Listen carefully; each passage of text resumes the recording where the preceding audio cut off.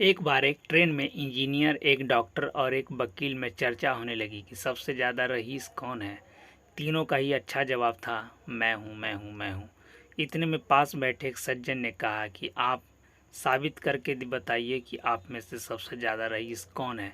सबसे पहले इंजीनियर ने जेब से 500 का नोट निकाला और उसका सिगरेट बनाकर माचिस जलाई और पीने लगा। डॉक्टर को इसमें अपनी तौहीन नज़र आई। उसने जेब से 1000 का नोट निकाला और सिगरेट बनाई और जलाकर उसे पीने लगा। यह देखकर सब दंग रह गए और अब सब वकील की तरफ देखने लगे। वकील ने अपना ब्रीफकेस खोला, चेकबुक निकाली और चेक पर भरा 5 लाख रुपए। फिर उसने चेक की सिगरेट बनाई और माचिस जलाकर उसे पीने लगा और बोला, सबसे बड़ा रईस वो है जो बिना नुकसान किए मजे ले। शिक्षा सब कुछ करने का, लेकिन वकीलों से दूर रहने का।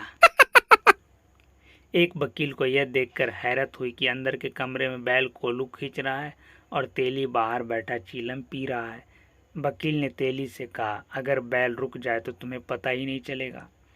तेली बोला, पता चल जाएगा वकील साहब, उसके गले में घंटी बजी भी है, वो रुक जाएगी।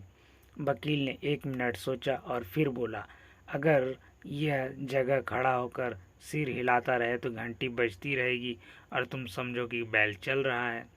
तेली ने बड़ी शांति से जवाब दिया, हमारे बैल ने वकालत नहीं की है साहब। एक आदमी एक गाड़ी के एक्सीडेंट का चश्मदीद गवाह था। उसे अदालत बुलाया गया और वकील और गवाह के बीच में सवाल जवाब का सिलसिला शुरू हुआ।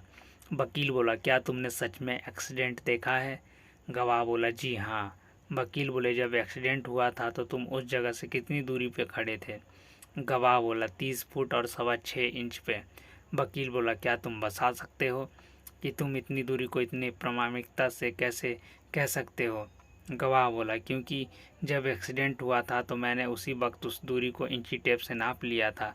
मैं जानता था कि कोर्ट में कोई बेवकूफ़ वकील ऐसा प्रश्न जरूर पूछेगा।